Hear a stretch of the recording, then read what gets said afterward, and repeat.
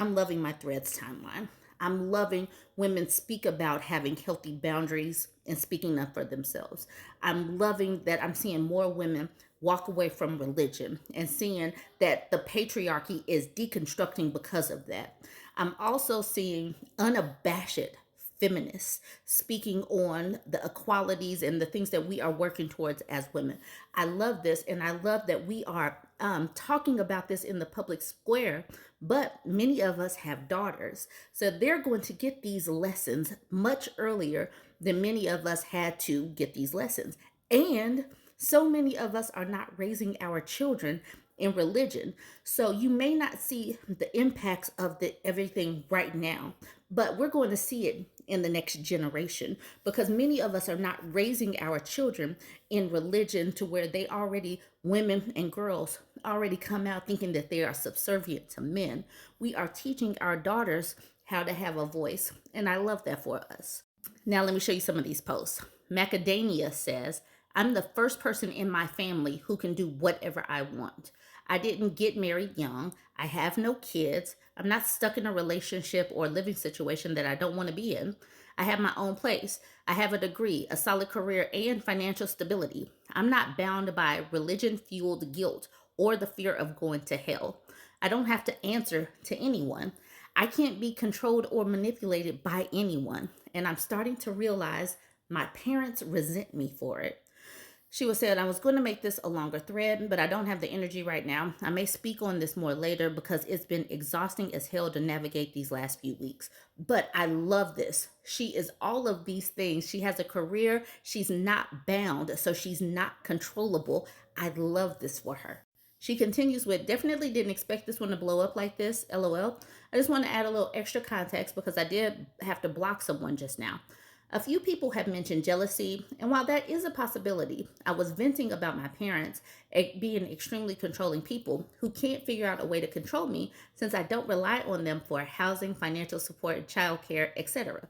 This is the reason why they cannot stand independent women, that they cannot stand feminists, that they cannot stand child-free women, because you can't control them like that if they have their own money and can stand on their own, regardless of marital status, and especially if they don't have children and can just pick up and walk away.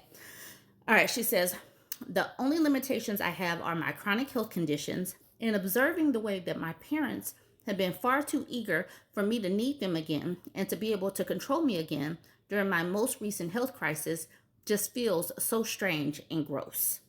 So hopefully Macadamia is able to get her health under control so that she can run far away from these people who just want to control her. This one hits. This woman says, yeah, my mom has moments where she resents that I have a soft life. They cannot stand a woman that has opted out of being a mule for the patriarchy. It's basically simple as that. Jolly says, I'm a mother. I preach to my girls each and every day. I tell them to get themselves a good education, travel, and know different places and different cultures. I tell them to enjoy being single and don't rush to have any children. I tell my daughter, don't let anyone tell them to believe in any religion. Believe in what they want to believe in. I support them in anything they want to do because I ended up in a situation and I don't want them to go down the same path. So that's what I'm talking about. Us women, we are learning from our mistakes and we're making sure that our daughters are equipped to not go those same routes. And I love this for us. Down at the bottom, I forgot to say, she says university next. And this is one of the reasons why women are outpacing men going to college and graduating from college, because we are pushing our daughters to go in and go into school, get those degrees so that we have a modicum of financial stability as much as we can have in this current political climate. So I am Jamor says, parents resent and are jealous of their children all the time. For many Black women, their first hater is their mother. Not saying that's the case for you, but it's definitely a problem for many. And we do need to talk about sometimes our first bullies are in our childhood home. People don't want to talk about it, but that is one of the reasons why a lot of girls run away so quickly or run from a dysfunctional childhood into an abusive marriage because they had no stability, no support, no love. It was all chaos at home. And so that runs girls away and that puts them in a situation to have to deal with abuse later. Aya Yarn Lady says, congratulations for embracing the life you want. As a parent, I wanted my kids to have the opportunity to create a life that works for them. One lived abroad for almost 2 years. They all travel and see or do things I can only dream of. And yes, I will tell them that I am jealous, but never resentful.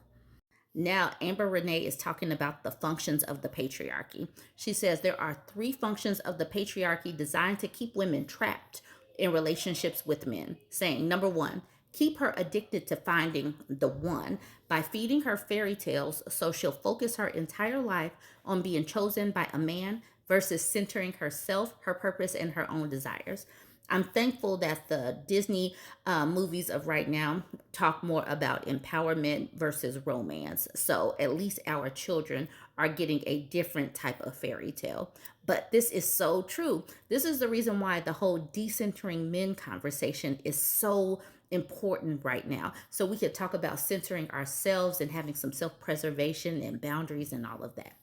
All right, number two, limit financial literacy for women while associating men in marriage with financial security so she remains financially dependent on a man versus becoming financially literate, empowered, and independent. Just like that woman was saying, her parents can't control her because she is financially independent. Same goes with relationships.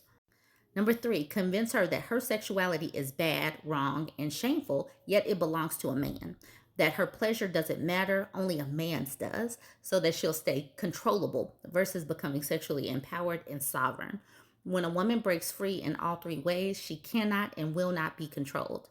They don't want you this free, alive, and powerful on your own because they know you will likely won't choose to be with these loser men masquerading as providers and protectors. And they're always talking about provision and protection and all of that. When women, we are showing that we can do this on our own. We can provide so that when men do come around, if we have centered ourselves and decentered them, they actually have to show up and be decent human beings. They have to actually be supportive partners.